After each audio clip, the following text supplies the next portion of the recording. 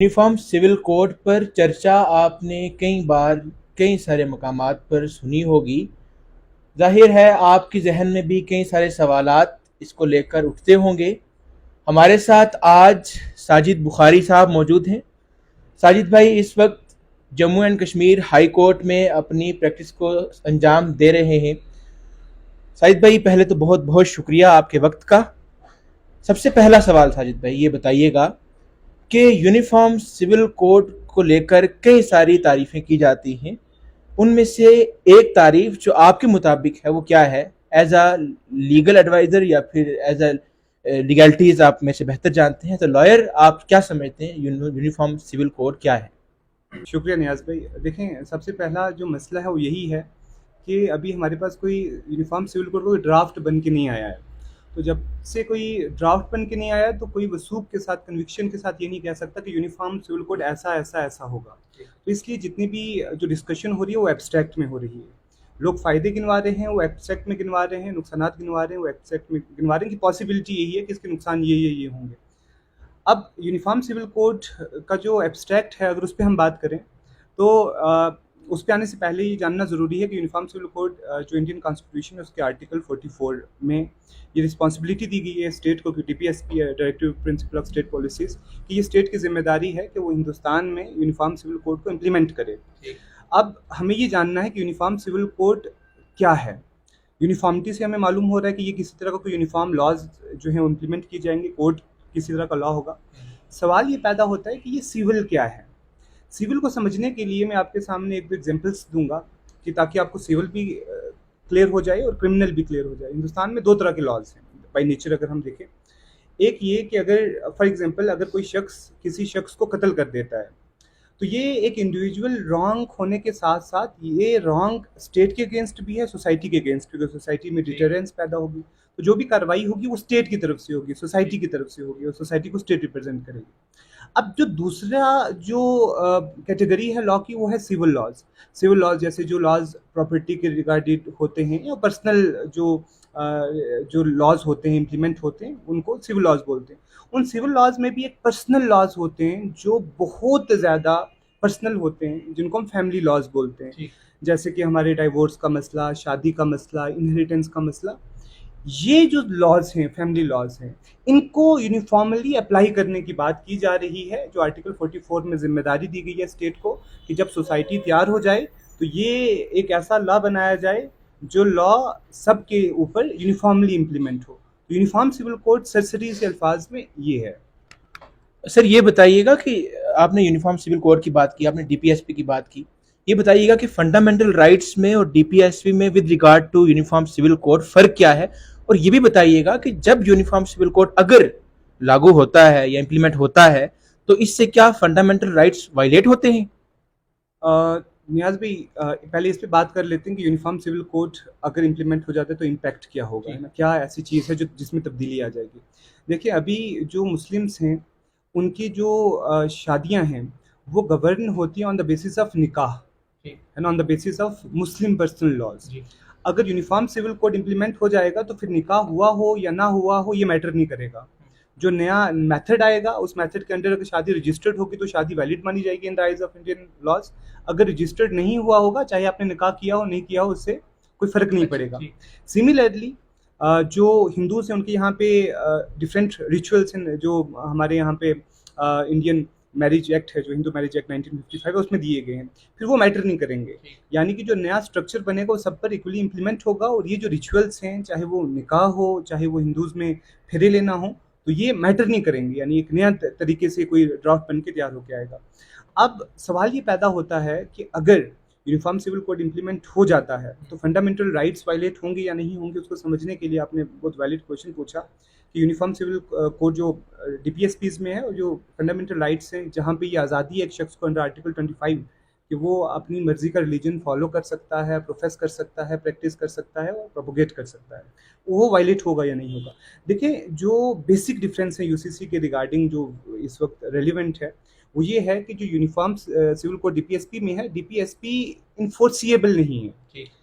Fundamental rights enforceable हैं, यानी कि अगर किसी का फंडामेंटल राइट, किसी इंडिविजुअल का फंडामेंटल राइट वायलेट होता है तो वो अंडर आर्टिकल 32 सुप्रीम कोर्ट का दरवाज़ा नॉक कर सकता है, अंडर आर्टिकल 226 हाई कोर्ट में जा सकता है।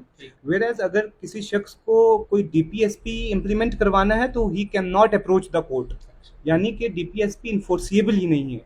यानी कि प्रायोरिटी किसको दी गई है? फंडामेंटल राइट्स को, क्योंकि वो इन्फोर्स किए जा सकते हैं कोर्ट के जरिए। डीपीएसपी कोर्ट जो है वो इम्प्लीमेंट नहीं कर सकता, वो हो सकता है कि मशवरा दे पार्लियामेंट को कि आप जो है वो डीपीएसपी इम्प्लीमेंट करें। ये आप आर्टिकल 32 पढ़ लें, आर्टिकल 37 पढ़ लें। 37 में ये क्लियरली लिखा हुआ है कि जो डीपीएसपी है वो इन्फोर्सिबल नहीं है।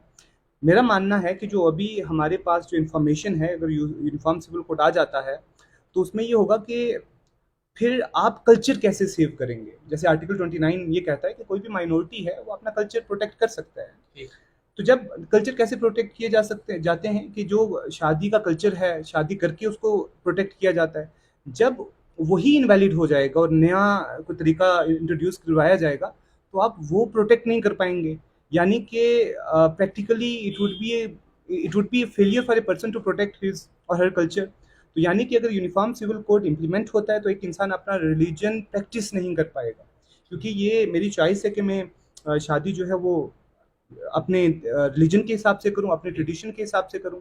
जब मुझ पे ये इम्पोज किया जाएगा कि आप ऐसे शादी नहीं कर सकते, आपको शादी ऐसे करनी पड़ेगी, तो ये क्योंकि आर्टिकल 25 सेज कि मैं अपना रिलीजन प्रैक्टिस कर सकता हूं, तो यहाँ पे अगर यूनिफॉर्म सिविल कोड आएगा वो कहते नहीं आप अपना रिलीजन प्रैक्टिस नहीं कर सकते, आर्टिकल 29 के अंदर जो कल्चर है वो प्रैक्टिस नहीं कर सकते, हम बताएंगे कि आपको क्या करना है।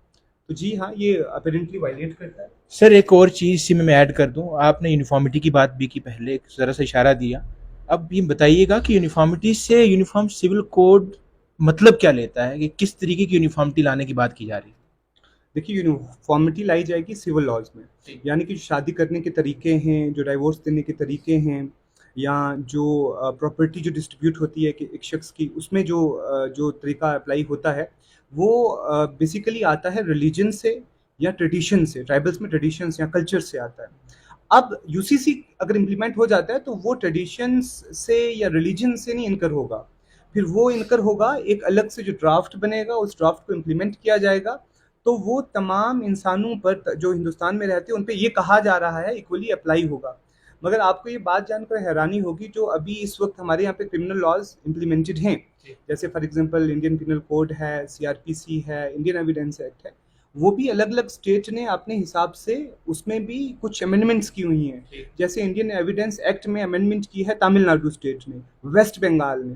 तो और इसकी एक और एग्जांपल आपको मैं बता देता हूँ कि कुछ स्टेट्स में जो है वो शराब पीना क्राइम है और कुछ में क्राइम नहीं है, और जिन स्टेट्स में क्राइम है तो वो एज बार रखा हुआ है कि इस एज से नीचे जो है वो आप शराब नहीं पी सकते, वाइन इनटेक इंटॉक्सिकेट्स नहीं ले सकते, पर्टिकुलरली लिकर। तो वो एज भी हर एक स्टेट में अपने अपने हिसाब से अलग अलग है, कहीं 18 है, कहीं 21 है। तो यानी कि जो हमारे पास ऑलरेडी जो जिन को बुनियाद बनाकर आप कहते हैं कि इनकी तरह हम इम्प्लीमेंट करेंगे यूनिफॉर्मिटी, वो खुद भी कंप्लीट यूनिफॉर्म नहीं है। सर इसमें जेंडर इक्वालिटी की बात की जा रही है, इसमें मैं आपको एक एग्जांपल देकर आपसे सवाल करना चाहता हूँ कि गोवा में यूसीसी इम्प्लीमेंटेड है, वहाँ के बारे में आपका क्या ख्याल है कि वहाँ पर जेंडर इक्वालिटी कैसी है, और अगर पूरे हिंदुस्तान में लागू की जाती है तो फिर जेंडर इक्वालिटी क्या होगी या नहीं होगी?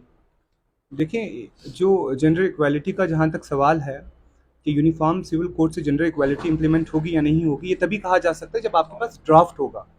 जब आपके पास ड्राफ्ट नहीं है, कोई शख्स ये कैसा दावा कर सकता है कि इससे जेंडर जस्टिस जो है वो प्रिवेल होगा या नहीं होगा? First thing. The other thing is कि अगर आप यूनिफॉर्म सिविल कोड जो गोवा में इम्प्लीमेंटेड है उसकी एग्जांपल ले लें, तो आपको ये जानकर तज्जुब होगा, जो हिंदूज़ हैं जो गोवा में रहने वाले, उनको ये इजाज़त है कि अगर उन्होंने शादी की और जो उनकी बीवी है उनकी एज 21 साल होगी, उन्हें कोई बच्चा नहीं होगा, they have right under the laws कि वो दूसरी शादी कर सकते हैं। देखिए ना, uniform civil code is all about कि पॉलीगैमी नहीं होनी चाहिए, जो प्रॉपर्टी है वो इक्वली डिस्ट्रीब्यूट होनी चाहिए। ये पूरे का पूरा जो हवा क्रिएट किया जा रहा है उन दो बुनियादों पर है। जहाँ पे अभी यूनिफॉर्म सिविल कोड इम्प्लीमेंटेड है गोवा में, वहाँ पर 21 साल तक अगर एक कपल को चाइल्ड नहीं पैदा होता तो वो दूसरी शादी कर सकता है, वो हिंदू मैन दूसरी शादी कर सकता है।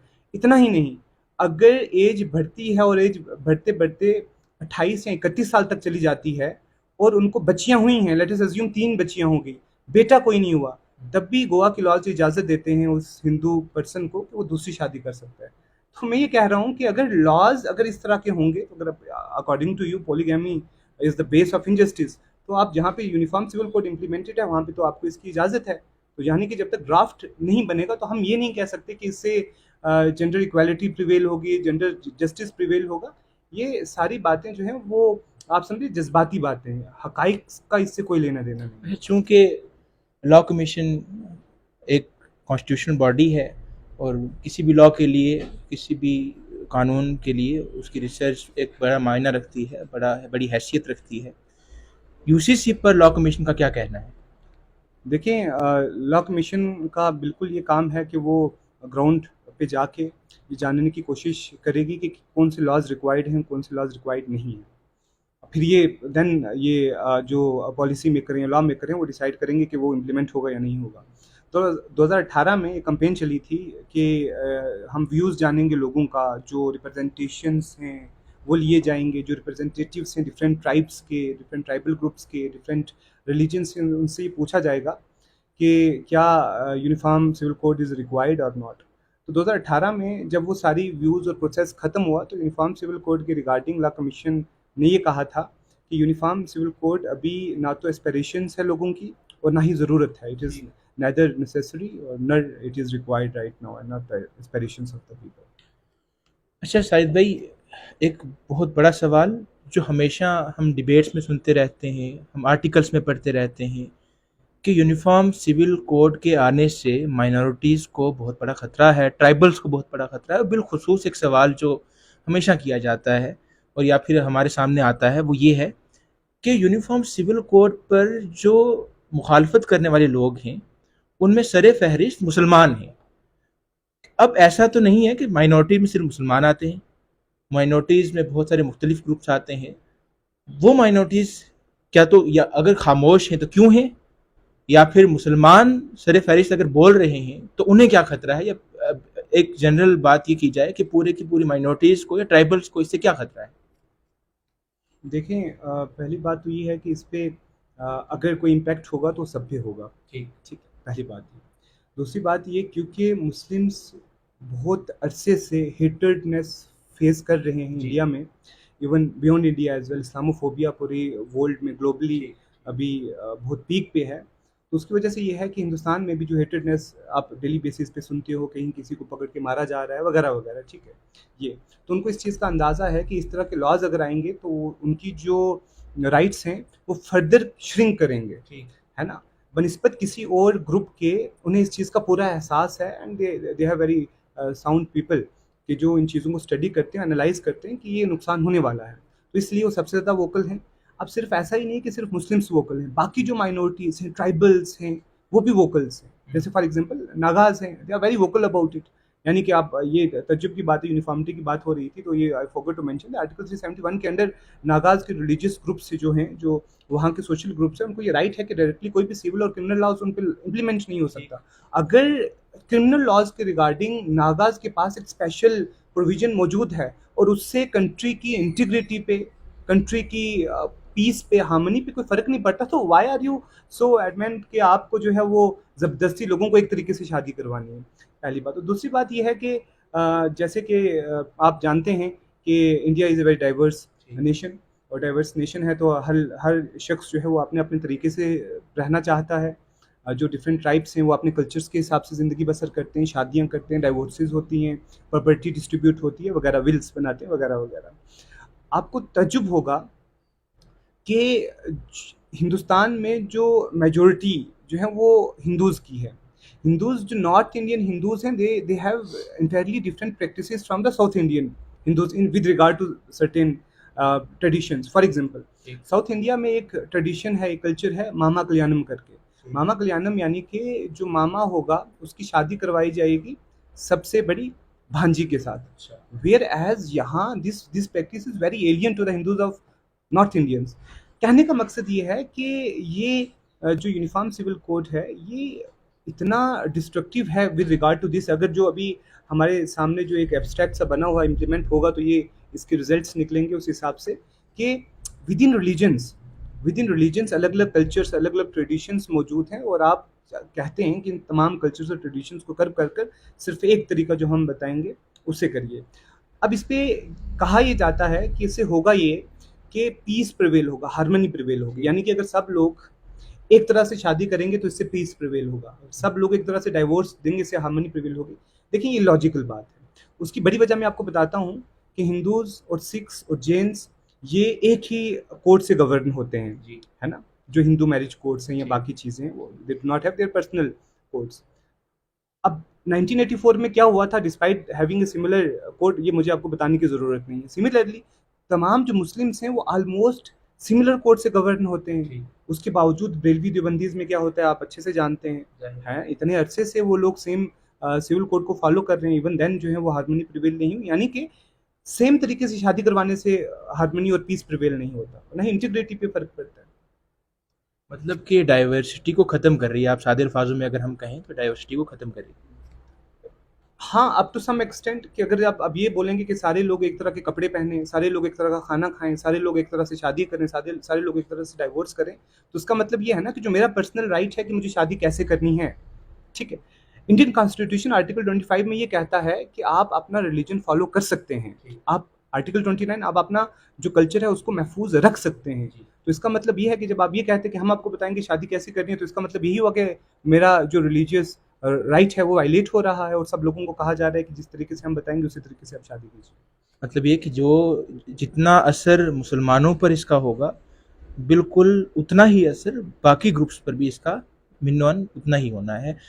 आखिरी सवाल आपसे ये है, हमें सब पता चल गया यूसीसी क्या है, इसकी इम्प्लीमेंटेशन से असर क्या होंगे। ये बताइएगा कि क्या ये वाकई ही फीसिबल है? देखिए मैंने अभी आपके सामने बात की कि किस तरीके से विद इन रिलीजन्स लोग अलग अलग तरीके से चीज़ों को परफॉर्म करते हैं। तो ये देखिए the government is very blunt with their ideas, वो चाहे तो कुछ भी कर सकती है मगर इसके रिपरकशंस बहुत ख़राब होंगे इन द सेंस कि जो माइनॉरिटीज़ हैं उनको इस भरोसे से यहाँ पे रखा गया है कि हम आपके राइट्स वायलेट नहीं करेंगे, हम आपको इस चीज़ की आज़ादी देंगे कि आप अपना रिलीजन फॉलो करें, हम आपको इस चीज़ की आज़ादी देंगे कि आप अपने ट्रेडिशंस और कल्चर्स फॉलो करें। जब आप ज़बरदस्ती उनके ट्रेडिशंस और कल्चर्स और उनकी प्रैक्टिसेस को कर्ब करेंगे तो फिर उनके अंदर जो है वो एंग्जाइटी पैदा होगी, और जब एंग्जाइटी पैदा होती है तो आप जानते हैं कि सोसाइटी में क्या कुछ होता है। हमने यूसीसी पर साजिद बुखारी साहब के जो भी मौक़िफ़ था वो हमने सुन लिया है, आपने भी सुन लिया है। अब देखना ये है कि यूसीसी क्या वाकई में इम्प्लीमेंट होता है, अगर होता है तो उसके असर क्या रहते हैं। जो हमारे पास एब्स्ट्रैक्ट्स थे उनसे ही हमें ये अंदाज़ा हो रहा है कि यूसीसी के आने से हिंदुस्तान की डाइवर्सिटी, यूनिटी इन डाइवर्सिटी पर क्या असर होने वाला है। आप उम्मीद है इस पूरी डिस्कशन से आप समझ चुके होंगे कि यूसीसी क्या है और इसके आने से हिंदुस्तान में क्या होने वाला है।